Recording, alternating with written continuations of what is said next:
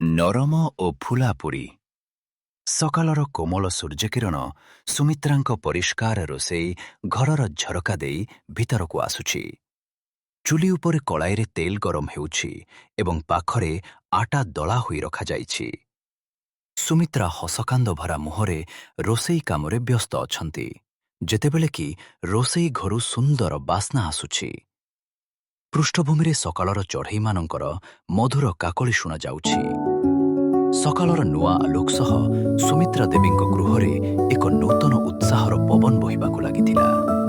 ଆଜି ତାଙ୍କ ପୁଅ ରାହୁଲର ଚାକିରି ପାଇଁ ଗୁରୁତ୍ୱପୂର୍ଣ୍ଣ ସାକ୍ଷାତକାର ଥିଲା।